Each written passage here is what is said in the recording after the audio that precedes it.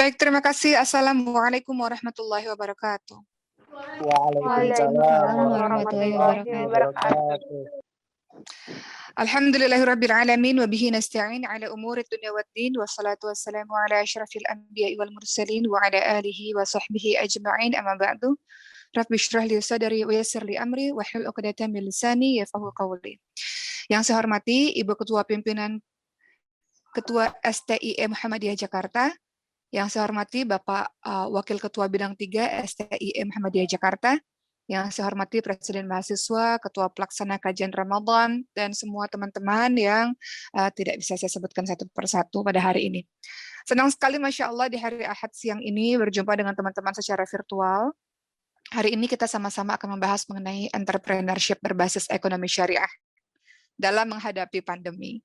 Jadi sebenarnya saya hari ini berbicara ingin memotivasi teman-teman semuanya untuk menjadi seorang entrepreneur hebat insya Allah. Baik, teman-teman semua yang saya hormati, yang saya muliakan karena Allah Subhanahu Wa Taala, tak terasa kita sudah 1 tahun lebih berada dalam suasana pandemi COVID-19 ini. Tak terasa teman-teman mungkin kuliahnya school from home, beberapa work from home, dan semua aktivitas dilakukan di rumah. Dan dampak dari adanya pandemi COVID-19 ini mempengaruhi berbagai macam sektor, termasuk salah satunya adalah dampaknya sektor ekonomi. Teman-teman lihat, kita nggak pernah tahu kapan pandemi COVID-19 ini berakhir, ya kan? Tidak ada kepastian. Kapan kira-kira, tadinya misalnya sekolah ya, Menteri kita mengatakan boleh masuk sekolah, tapi dengan syarat-syarat tertentu, akhirnya di beberapa tempat yang tadinya desas-desusnya masuk sekolah bulan-bulan tertentu, tapi dampaknya jadi mundur lagi, entah sampai kapan. Jadi di sini teman-teman sekalian, kita melihat bahwa semua berada dalam ketidakpastian di tengah-tengah adanya pandemi COVID-19 ini. Juga, lihat teman-teman sekalian, dampak yang terasa selain tentu saja dari bidang kesehatan, sektor pendidikan, pasti juga sektor wisata, dan juga tentunya adalah sektor ekonomi. Kita lihat banyak sekali ya, kemarin saya baru baca teman-teman sekalian, bahwa matahari menutup gerai-gerainya, menutup toko-tokonya. Juga sebelumnya di awal-awal Ramayana juga mem-PHK-kan sekian banyak orang, pegawai-pegawainya, pabrik-pabrik juga begitu, sebagian tutup, sebagian meliburkan atau mem-PHK, sehingga banyak banget orang-orang yang kehilangan pekerjaan di awal-awal COVID-19. Jadi dampak dari pandemi COVID-19 ini luar biasa, khususnya juga dalam bidang ekonomi. Dan juga kita lihat di bidang ekonomi dampaknya adalah investasi juga ikut melemah, karena semua serba tidak pasti dan daya beli juga rendah, sehingga implikasinya adalah berhentinya sebuah usaha. Nah, teman-teman semua yang sedang berkuliah di STIE, ini tentu menjadi perhatian bagi teman-teman semua, apa ya yang kita bisa lakukan, yang kira-kira bisa kita lakukan untuk bisa menyelamatkan perekonomian ini. Dan juga kalau kita lihat secara lingkup kecil teman-teman sekalian, ini lucu ya, ini fakta yang menarik juga. Banyak juga terjadi perceraian di COVID-19 ini disebabkan karena tadi kesulitan ekonomi yang sangat luar biasa. Dan tentu saja ada sebuah hikmah yang ada di pandemi COVID-19 ini teman-teman sekalian, yang ingin saya ceritakan pada teman-teman semua adalah hikmahnya ternyata awal-awal memang sempat kita kebingungan. Di Maret kemarin tahun lalu kita sempat kebingungan, kita mau ngapain ya? Tidak pasti, keuangan semakin menipis, tabungan semakin menipis. Tapi dengan adanya pandemi COVID-19 ini membuat orang-orang pada akhirnya kreatif. Sehingga teman-teman sekalian, tahu nggak sih ternyata banyak sekali UMKM yang tersebar di mana-mana dan ternyata itu yang menyelamatkan perekonomian. Dan barangkali di antaranya teman-teman yang sudah melakukannya. Menjadi seorang pedagang berwirausaha dari rumah. Saya ingin mengutip perkataan dari Raditya Dika ya, kalau teman-teman mengikuti quotes-nya beliau, lucu sekali quotes beliau yang ingin saya bagikan kepada teman-teman semua. Kata beliau apa? Zaman sudah berubah, kata beliau. Orang dari rumah aja udah bisa punya uang kok. Gig ekonomi adalah sebuah pola kerja baru di mana orang nggak perlu pergi ke kantor lagi, tapi cukup menukar keahlian mereka dengan uang. Ada yang jadi konsultan, modal Zoom, meeting seharian dapat uang. Ada yang jadi makelar, tinggal hubungin pembeli dan penjual, dapat uang. Ada yang jadi YouTuber seperti Ria Ricis. Ini sepertinya teman-teman generasinya Ria Ricis ya. YouTuber di rumah aja dapat uang, teman-teman sekalian. Nggak perlu pergi ke kantor dari jam sekian sampai jam sekian, bisa menghasilkan uang.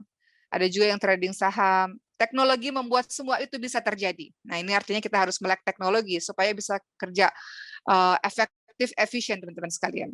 Ya, kemudian beliau mengatakan, bekerjalah dengan cerdas sampai tetanggamu mengira kamu memelihara, mohon maaf, babi ngepet, begitu kata beliau.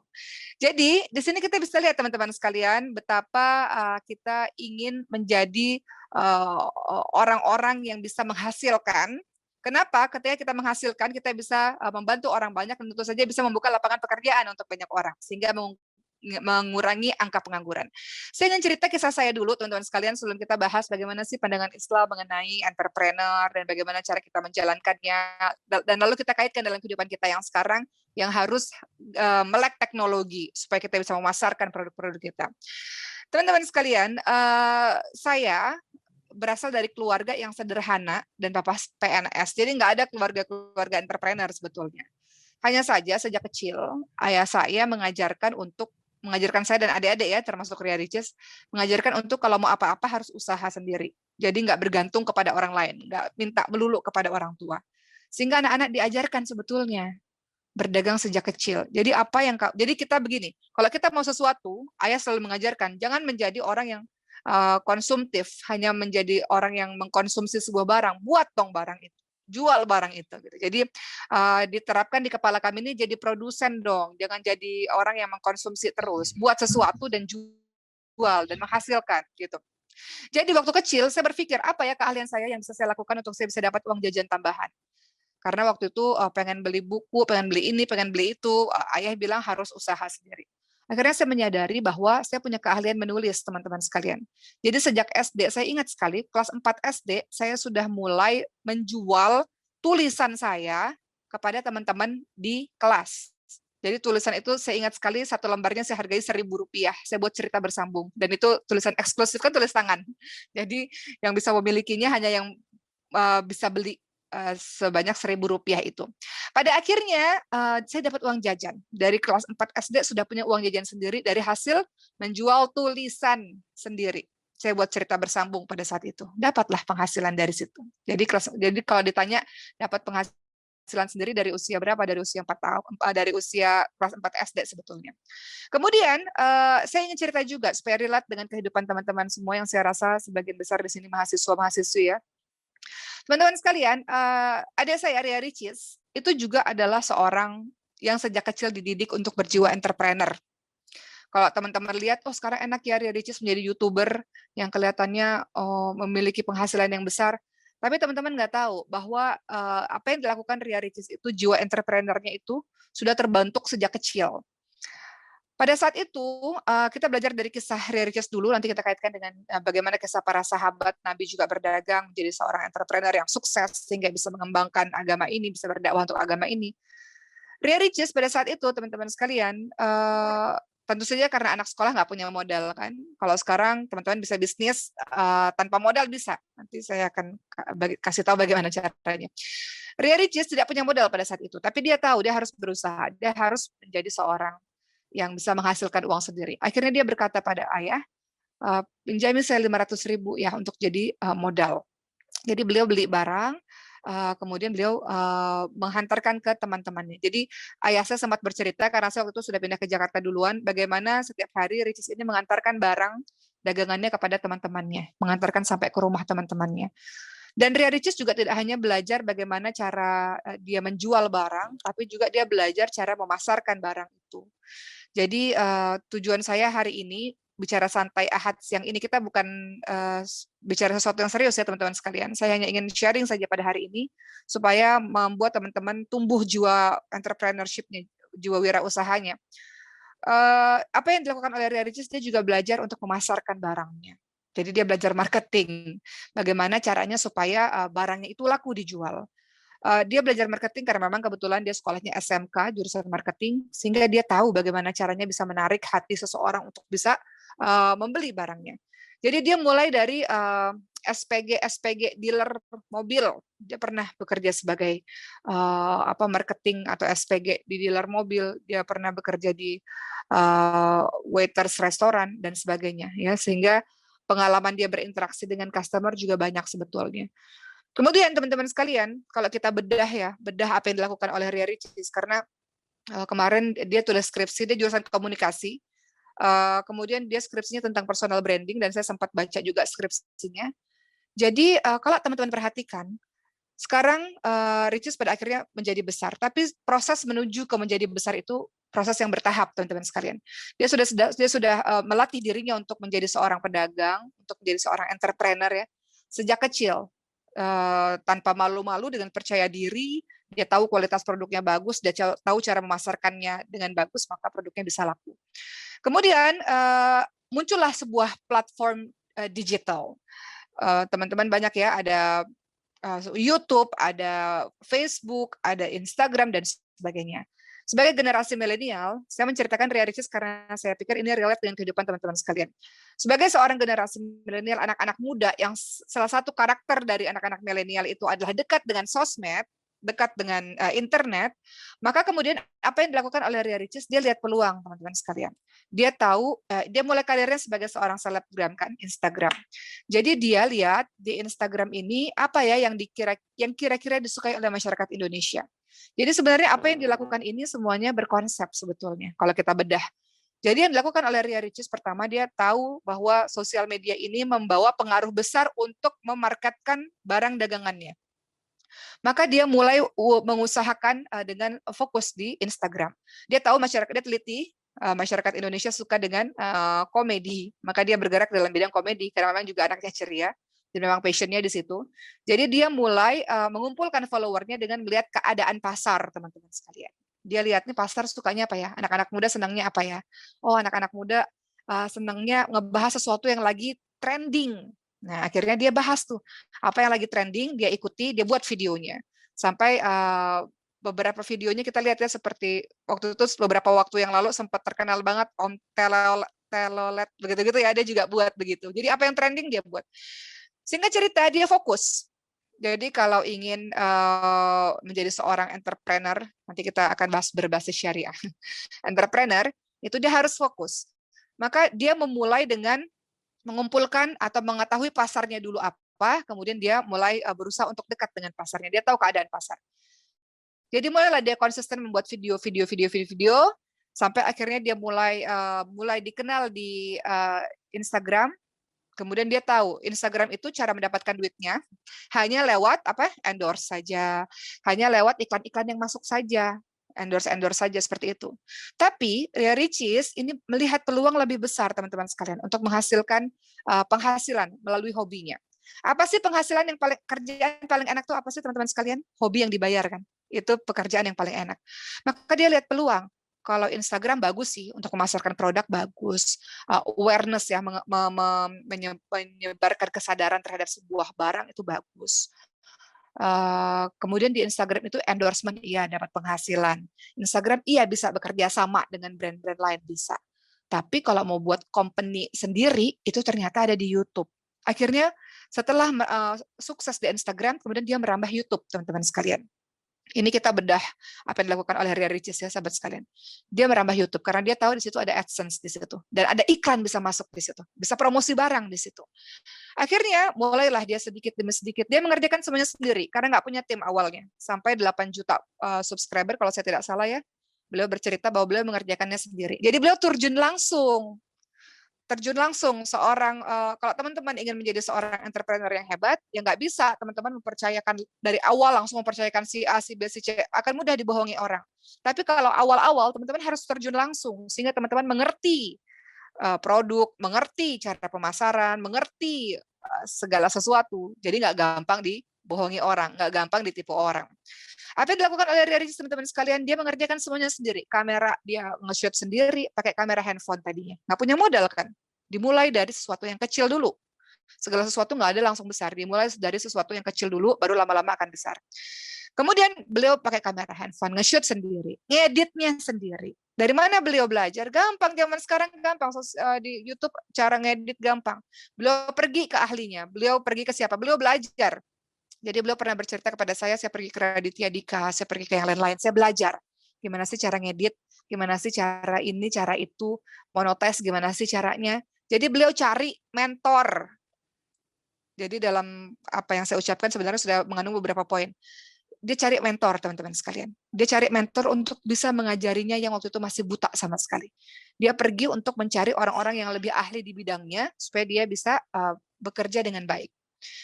Kemudian setelah itu sedikit demi sedikit dia belajar dari mentornya, dia dapat informasi, mulailah dia bangun kerajaan bisnisnya itu. Tadinya sendiri. Lama-lama dia kumpulkan follower dengan sabar, dia ikutin trennya apa, dia perhatikan pasar tuh sukanya apa, itulah yang dia buat. Sampai akhirnya kemudian lama-lama sudah 8 juta subscriber. Kemudian mulailah dia membentuk tim. Karena kita nggak bisa, teman-teman sekalian, mengerjakan semuanya sendiri. Ada di tahap-tahap tertentu kita harus mendelegasikan tugas-tugas kita, sehingga diri kita di titik tertentu akhirnya bisa berpikir pengembangan bisnis kita. Pengembangan untuk memperluas bisnis kita atau memperluas kalau dalam bidang YouTube memperluas agar subscriber kita lebih banyak. Karena konsep ide itu biasanya ada di kepala sang pemimpin ya biasanya. Dan pemimpin yang baik itu adalah mereka yang mampu mendelegasikan tugas-tugasnya.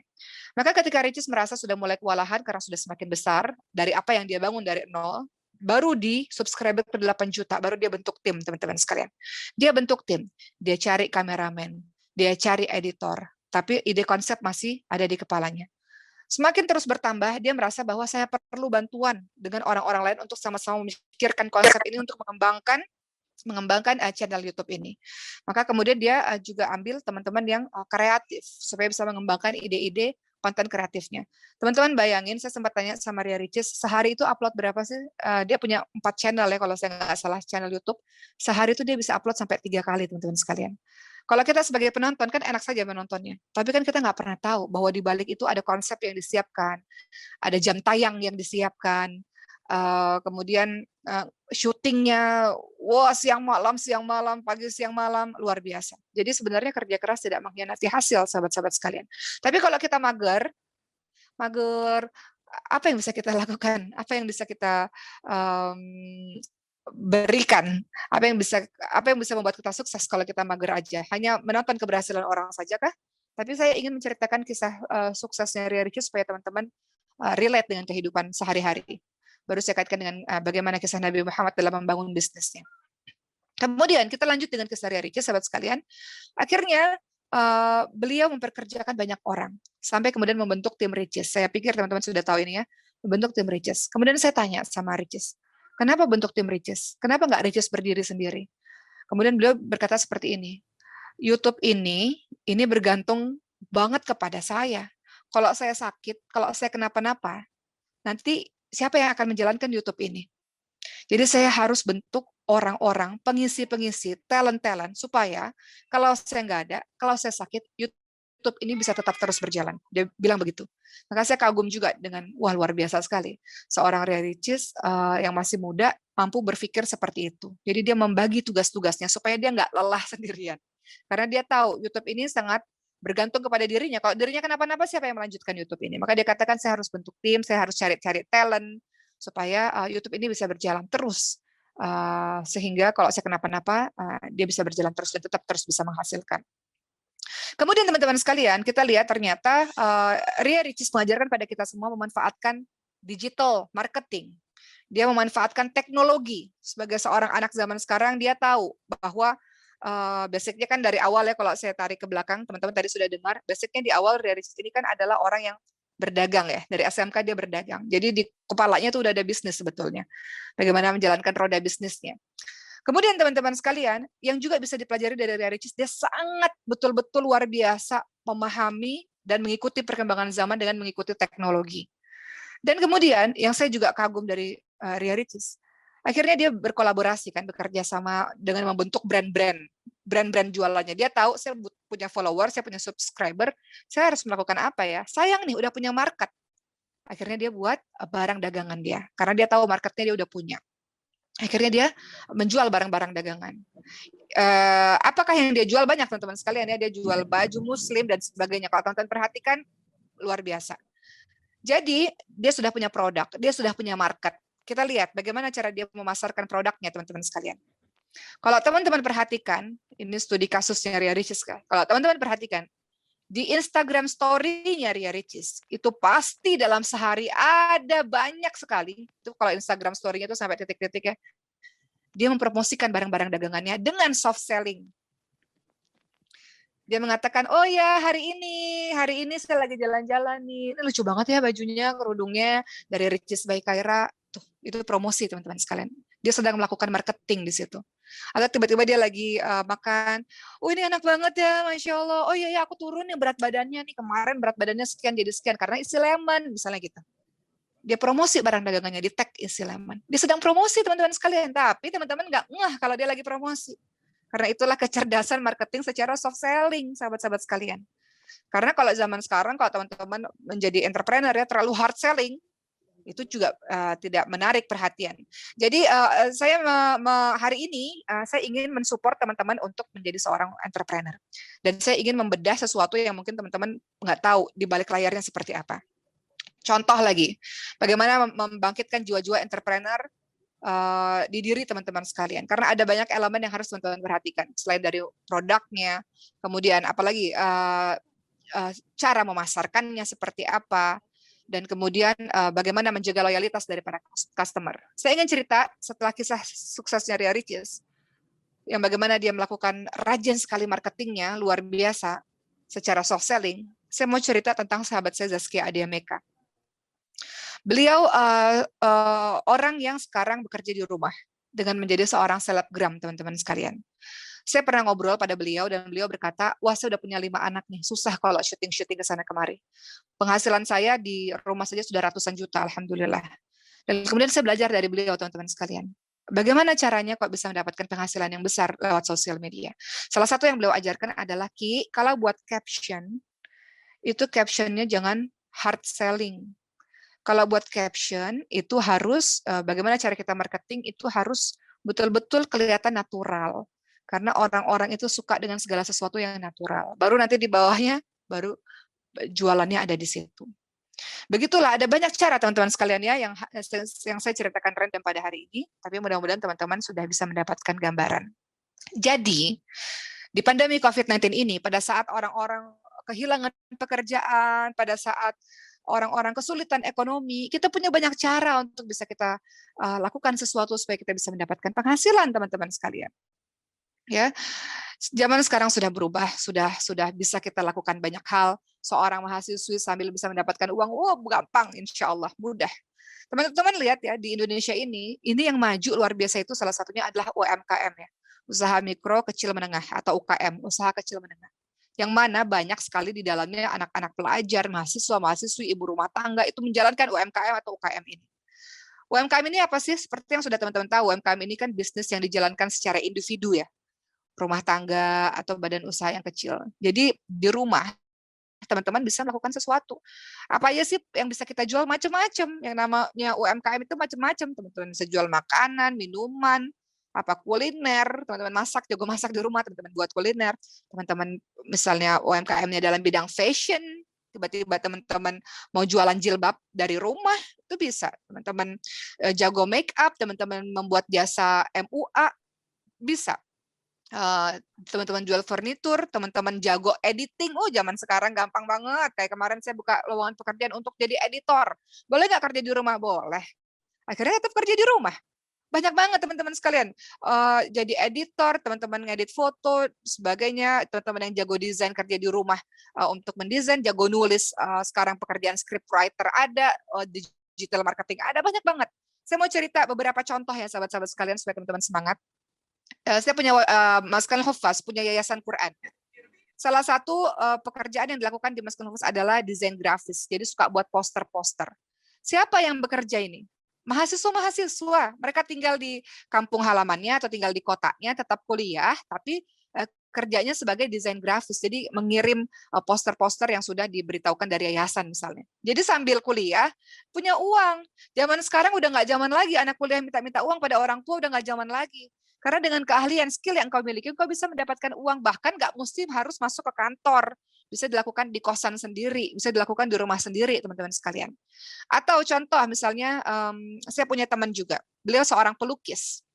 Beliau katakan, susah nih di Indonesia, nggak semua orang senang lukisan, kecuali di Eropa sana ya, lukisan itu dihargai luar biasa, susah banget. Akhirnya beliau berpikir, nah, dia berpikir nih, cari peluang, masyarakat Indonesia ini sukanya apa ya, lihat keadaan pasar. Oh, lagi suka banget henna. Jadi menggambar di tangan. Jadi kan zaman sekarang tuh pengantin-pengantin suka digambar tangannya pakai henna kan.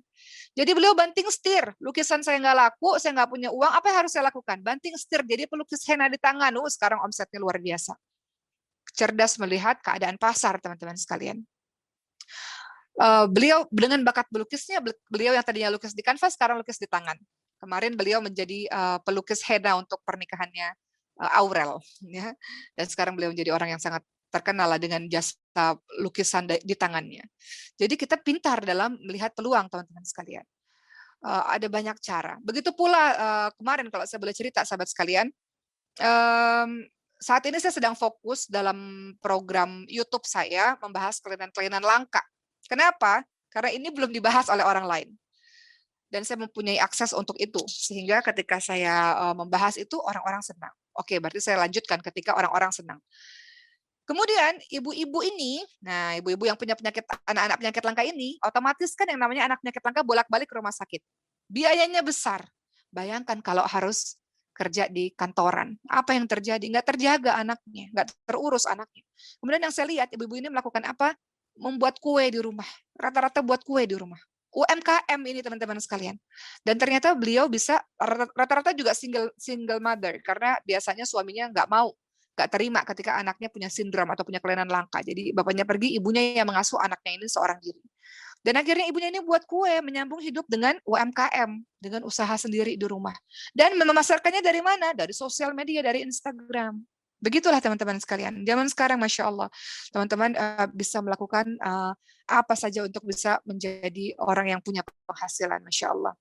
Ya, baik. Itu contoh-contoh yang terjadi secara real dalam kehidupan kita sekarang. Bagaimana kita lihat ekonomi terbantu dengan adanya UMKM ini, teman-teman sekalian, dan semua orang bisa menjadi seorang entrepreneur dimulai dari rumah. Maka kita lihat, teman-teman sekalian, bagaimana Islam memandang agar kita bisa menjadi orang yang punya jiwa entrepreneurship ini, jadi seorang entrepreneur.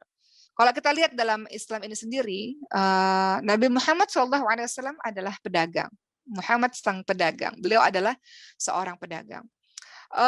Saya teringat sahabat-sahabat sekalian, waktu saya menjalankan safari dakwah, ada satu ibu yang bercerita kepada saya sambil menangis. Beliau mengatakan, suami saya baru meninggal setahun yang lalu.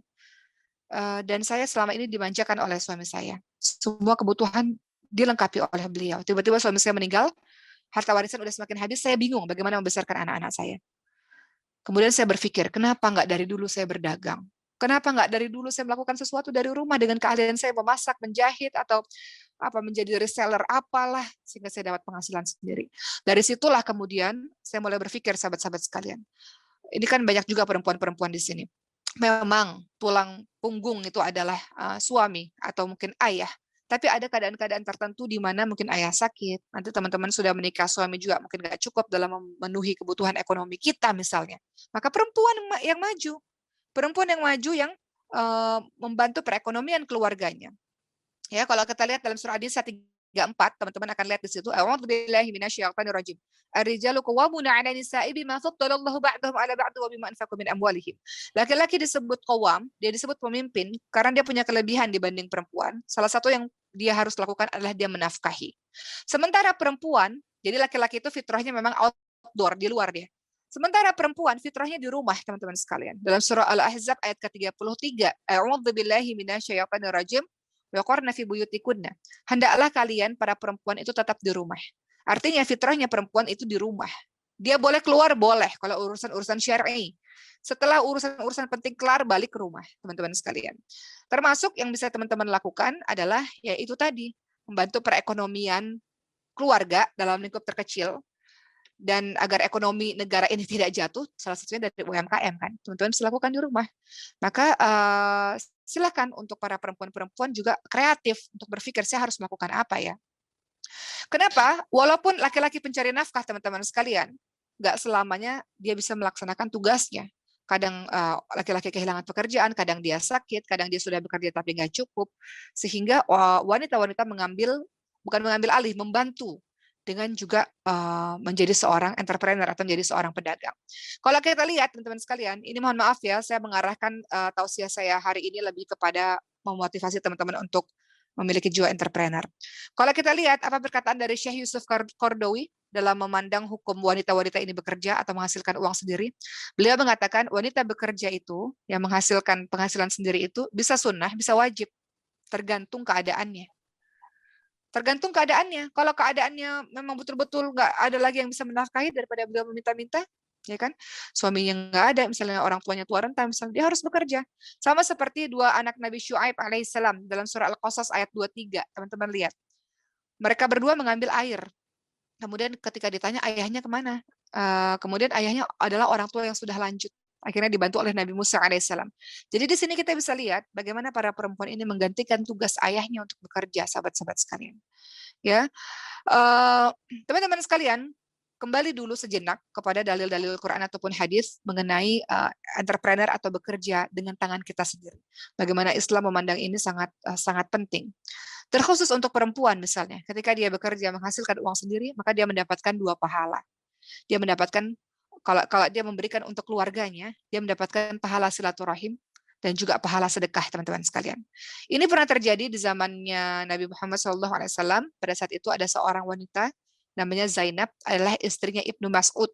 Ibnu Mas'ud sahabat Rasul yang mulia, yang Qur'annya bagus sekali bacaannya. Ibnu Mas'ud orang yang miskin dan anak-anaknya juga miskin, tapi Zainab memiliki harta.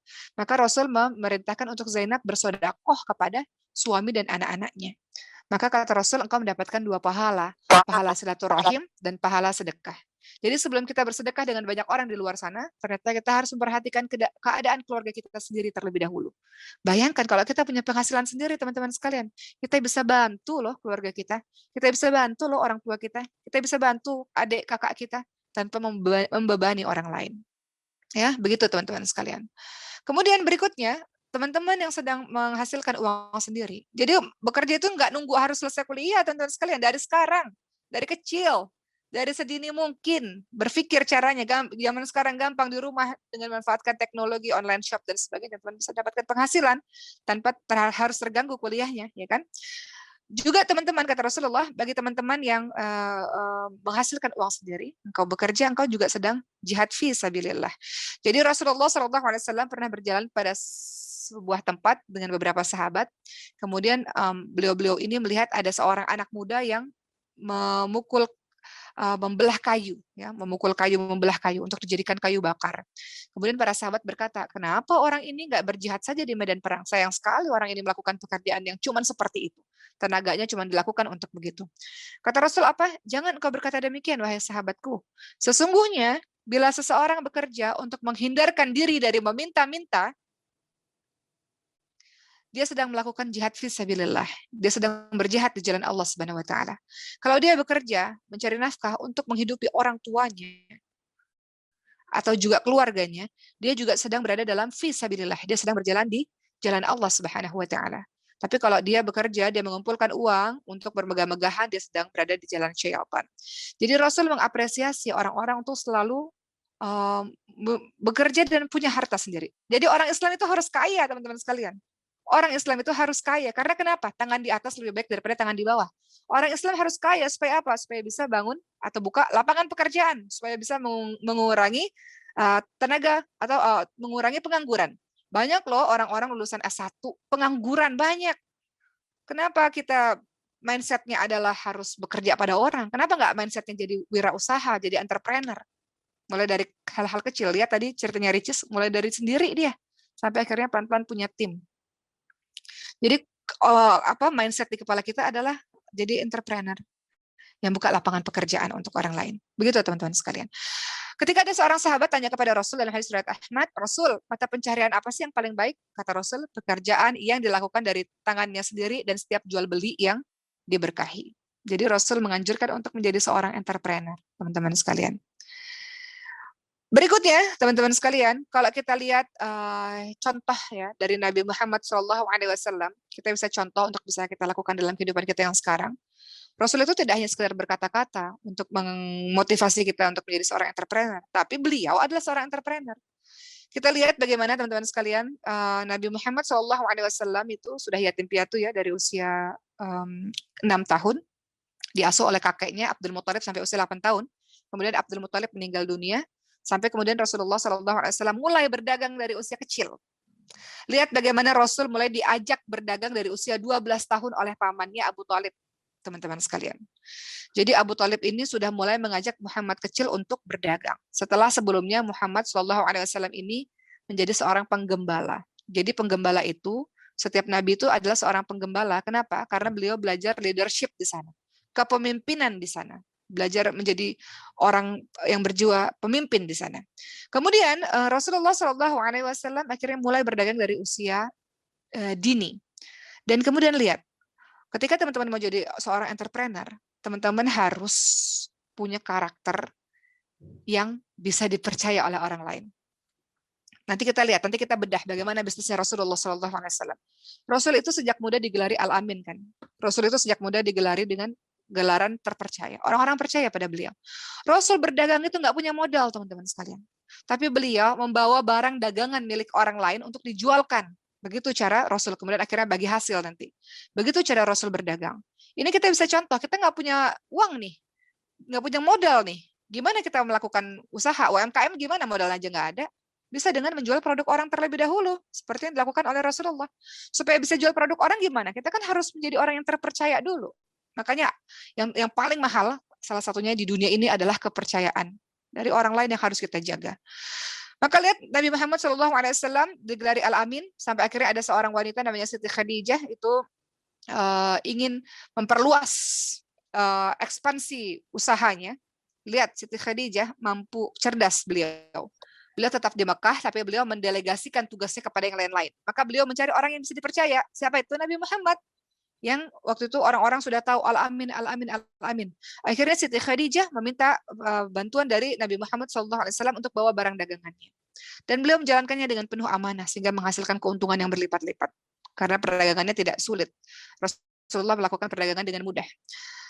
Kemudian akhirnya, lihat, Rasulullah itu orang yang kaya raya loh, sahabat-sahabat sekalian. Makanya beliau itu ketika menikah dengan Siti Khadijah, saat usia Nabi Muhammad 25 tahun, itu maharnya 20 ekor unta, dan 12,4 ons emas murni.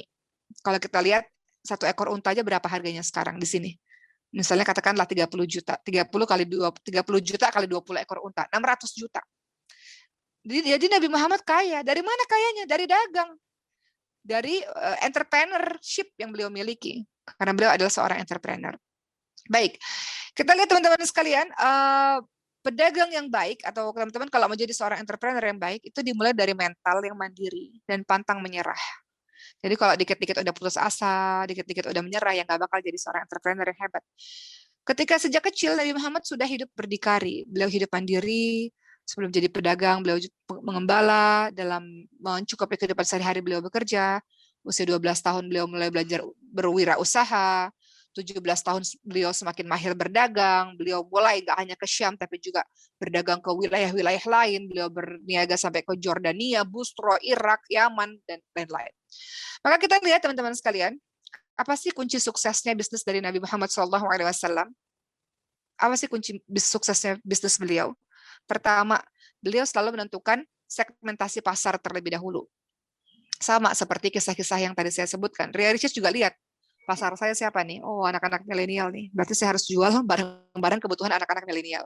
Begitu pula Rasulullah SAW, kunci sukses dagang beliau adalah pertama, beliau menentukan segmentasi pasar. Beliau baca permintaan pasar terhadap suatu barang. Beliau baca kebiasaan atau cara hidup, kebutuhan sehari-hari para calon konsumennya, atau tempat beliau berdagang. Misalnya ketika beliau dagang ke negeri A, barang-barang yang beliau bawa bisa jadi berbeda ketika beliau datang ke negeri B. Begitu. Jadi kunci sukses beliau adalah segmentasi pasar. Beliau menentukan dulu segmentasi pasar. Kedua, beliau nggak pernah mengecewakan pelanggannya. Beliau nggak pernah membeda-bedakan pelanggannya, nggak pernah membeda-bedakan customernya. Apakah elit, bangsawan, atau orang-orang biasa, atau budak sekalipun, beliau memperlakukannya dengan sama. Beliau menghormati customernya, menghormati pelanggannya. Itu poin dalam kelancaran bisnis, teman-teman sekalian. Saya teringat, teman-teman sekalian, Ria Ricis lagi ya, beliau pernah bercerita kepada saya tuh kesel banget deh, katanya begitu. Saya tuh pengen beli berlian, cincin berlian, dan gelang berlian, kalung berlian untuk ibu. kebetulan ibu kami ulang tahun pada saat itu. Jadi saya datanglah ke toko berlian. Tapi kan teman-teman tahu ya, gayanya Ria Ricis kadang-kadang ya begitu, gaya anak muda biasa. Nggak dipandang sama sekali sama sang teman-teman yang ada di toko berlian tersebut. Nggak dilihat, nggak dilayani. Mungkin pikirannya anak ini bisa beli apa sih gitu. Tapi giliran ada orang dengan pakaian mentereng, pakaian yang bagus, luar biasa, dilayani dengan sepenuh hati, dengan senyum. Jadi Ria Ricis mengatakan, saya kesel banget. Padahal saya mau beli banyak di situ, tapi saya nggak dilayani karena dianggapnya saya nggak mampu beli, katanya Ricis seperti itu. Nah, ini yang nggak boleh kita lakukan, teman-teman sekalian. Ketika teman-teman nanti Allah takdirkan untuk menjadi seorang entrepreneur atau teman-teman mulai berbisnis, kunci bisnisnya Rasulullah adalah nggak pernah mengecewakan pelanggan. Beliau tidak pernah membeda-bedakan pelanggan. Contoh sederhana, teman-teman sekalian. Don't judge book by its cover. Kita nggak boleh melihat orang dari covernya aja. Saya punya yayasan Quran, seperti yang saya jelaskan pada teman-teman sebelumnya, yang kita menjalankan roda yayasan penghafal Quran ini dari donatur. Suatu ketika, datanglah seorang nenek-nenek yang berpakaian sangat sederhana. Datang ke lembaga kami. Kemudian disambutlah oleh humasnya yayasan. Nenek ini bertanya, namanya seorang nenek ya, berulang-ulang, udah dijelasin nggak ngerti, diulang lagi, ditanya lagi, nanyanya berulang-ulang. Sampai teman-teman humas ini akhirnya tetap melayani dengan baik. Walaupun dalam hati, aduh nenek, udah dijelasin, nanya lagi gitu. Sehingga pada akhirnya selesailah pembicaraan itu, tiba-tiba sang nenek itu ternyata adalah seorang yang kaya raya dan akhirnya memberikan banyak sekali donasi untuk yayasan kami. Jadi di situ humas ini berbicara kepada saya, itulah ya Uma, manggilnya Uma kan. Itulah ya Uma, kita nggak boleh beda-bedain orang, karena kita nggak pernah tahu dia itu siapa, katanya. Jadi nggak boleh membeda-bedakan orang, nggak boleh membeda-bedakan pelanggan. Kalau suatu hari nanti teman-teman menjadi seorang businessman, businesswoman, itu tips bisnis suksesnya Rasulullah. Ketiga, Rasulullah itu bisnisnya sukses karena bervisi ekspansi. Ya, beliau itu berdagang tidak hanya berkutat di satu pasar, teman-teman sekalian. Beliau memperluas jangkauan bisnisnya ke banyak wilayah. Nah, kalau di zaman sekarang, teman-teman bisa dengan sosial media. Teman-teman bisa loh, banyak banget teman-teman sekalian. Saya sampai kagum-kagum sekali. Ketika saya lihat anak-anak muda di bawah umur 30 tahun, artinya umur 20 tahunan, itu sudah mulai bisnis dan dengan sosial media mereka bisa ekspansi, memperluas bisnisnya sampai ke mancanegara. Sampai ke mancanegara. Nah, ini berarti ada lagi satu skill yang harus teman-teman miliki. Apa itu? Bahasa. Kenapa orang Indonesia ini sebagian, padahal dia pintar-pintar. Orang Indonesia ini pintar-pintar, Masya Allah. Saya banyak, Allah anugerahi saya ke banyak negara, saya lihat anak-anak Indonesia ini pintar-pintar. Tapi apa kendalanya? Kendalanya bahasa. Kendala di bahasa. Maka salah satu skill yang harus teman-teman miliki juga bahasa Inggris ya. Selain bahasa Arab, bahasa Inggris. Supaya bisa, kalau teman-teman nanti berjiwa entrepreneurship, menjadi seorang entrepreneur, mau memperluas bisnisnya, gampang zaman sekarang. Duduk di rumah, jangkauan kita bisa global, teman-teman sekalian. Asal kita menguasai teknologi dan juga menguasai bahasa itu tadi. Kemudian yang keempat, tips bisnis suksesnya Rasulullah adalah reputasi dari mutu barangnya. Jadi Nabi Muhammad ini selalu jujur dengan kualitas barangnya. Kalau kita beli barang-barang online ya teman-teman sekalian, di gambarnya bagus, kok datangnya malah saya pernah lihat lucu banget sebuah video. Jadi ibunya ini kalau nggak salah mau beli sofa ya, sofanya bagus banget di gambar. Akhirnya ibunya ini beli, ini di TikTok saya lihat. Kemudian akhirnya ibu itu beli, akhirnya direkam sama anaknya ketawa. Ternyata yang ibunya beli itu sofa yang bagus banget. Ternyata sampai di rumah itu sofa Barbie. Sofanya kecil, sofa untuk boneka, teman-teman sekalian, sofa Barbie. Jadi kan itu kebohongan, ya nggak boleh. Jadi atau misalnya baju bagus banget di fotonya, tiba-tiba pas datang nggak bagus. Nah itu mengakibatkan apa? Mengakibatkan kapok nanti pelanggannya, pergi pelanggannya. Tapi Rasulullah selalu menjaga mutu barangnya sehingga customernya itu repeat order, akan membeli-beli terus. Jadi kalau ada kekurangan dijelaskan kepada para pelanggannya. Kemudian terakhir teman-teman sekalian, sebelum saya bahas satu juga yang penting ya, ilmu-ilmu bisnis buat teman sekalian. Yang terakhir adalah Nabi Muhammad itu punya self branding atau personal branding, sahabat-sahabat sekalian. Self brandingnya apa? Alamin ya. Dengan adanya personal branding, jadi teman-teman personal brandingnya apa nih? Saya punya teman seorang triliuner, pengusaha kosmetik. Ya, saya jadi brand ambassador sama beliau, jadi saya tahu lah sepak terjang beliau. Jadi self brandingnya beliau apa? Memang kesehariannya beliau itu orang yang tawadhu, orang yang sederhana, walaupun kaya raya punya pabrik, tapi sangat sederhana, sangat baik hati, anak-anaknya semuanya dimasukkan ke pesantren, luar biasa. Tapi ini jadi self branding buat beliau. Jadi beliau bilang, dalam menjalankan roda bisnis saya, yang juga saya lakukan adalah saya menceritakan kisah kehidupan saya. Di mana saya berjuang dari nol sampai makanan kucing. Saya ceritakan tuh, makanan kucing aja saya juga makan gitu. Jadi kucing makan, saya makan juga makanan itu gitu. Saking kelaparannya pada saat itu. Jadi yang beliau jual, personal brandingnya adalah, beliau ini adalah sosok yang tawadu. Memang aslinya tawadu dan sederhana. Tapi jadi akhirnya terbentuk personal branding yang tawadu, sederhana, agamis. Nah itu personal branding tuh teman-teman sekalian ya. Begitulah, personal branding membuat akhirnya perdagangan menjadi lebih mudah. Sebagaimana Rasulullah personal brandingnya adalah Al-Amin, terpercaya, jadi beliau menjalankan bisnisnya dengan mudah. Baik, sekilas saja teman-teman sekalian secara cepat, karena waktu kita sudah sempit. Ini saya sering bahas di ceramah-ceramah, mohon maaf ya. Kali ini kita agak membahas sedikit ceramah ya. Tapi ini poin penting untuk teman-teman, kalau teman-teman mau menjadi seorang entrepreneur, apalagi di tengah-tengah pandemi COVID-19 ini, nggak lagi susah-susah bergantung kepada orang lain, kita bisa melakukan berbagai macam kegiatan dari rumah. Kalau kita kaji dalam lingkup agama kita, teman-teman sekalian, Islam ini ya, cara kita menjemput rezeki kita, sahabat-sahabat sekalian, gimana sih? Apa yang kita bisa lakukan supaya kita bisa dapat penghasilan, supaya bisa bantu perekonomian keluarga, supaya bisa kan sebenarnya mulai dari diri sendiri kan. Kita ingin perekonomian Indonesia ini bagus, kan mulainya dari diri sendiri, mulai dari hal kecil, dan mulai dari sekarang. Dan itu kita mulai dari diri kita sendiri. Beberapa yang teman-teman yang bisa teman-teman lakukan, kalau teman-teman mau mulai menjadi seorang pembisnis atau pedagang atau orang yang berwirausaha, jangan lupa, pertama adalah 3 hal pokok yang harus teman-teman ketahui.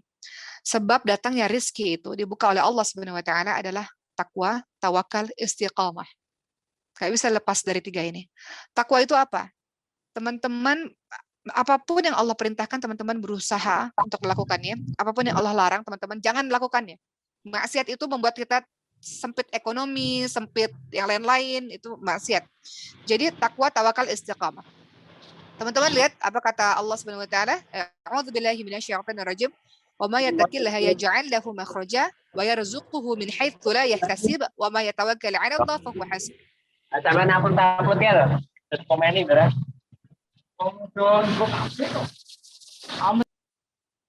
Barang siapa bertakwa kepada Allah Subhanahu wa taala, niscaya Allah akan mengadakan baginya jalan keluar. Barang siapa yang bertawakal kepada Allah Subhanahu wa taala, niscaya Allah akan mencukupkan keperluannya. Ya, jadi kalau mau menjadi seorang yang mampu menjemput rezeki, mendapatkan rezeki, pertama harus takwa dulu. Kan harta dari Allah. Teman-teman mau bekerja sebagaimanapun, kalau misalnya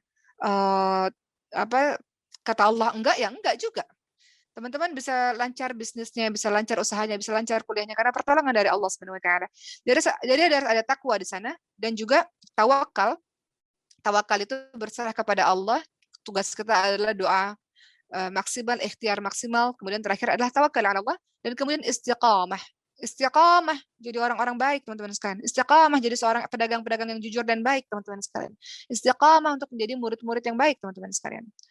Berikutnya, setelah tadi takwa, tawakal, istiqamah, yang keempat adalah banyak istighfar. Kita ini kadang lupa, kita ini belajar teori-teori bagaimana caranya membuat bisnis kita lancar, bagaimana caranya supaya membantu perekonomian negara kita, bagaimana caranya supaya itu, kita lupa bahwa ada juga yang paling penting, yaitu pendekatan kita kepada Allah Subhanahu wa taala dengan cara istighfar kepada Allah Subhanahu wa taala. Kata Allah dalam surah Nuh ayat ke-10 sampai 12, a'udzubillahi minasyaitonir rajim.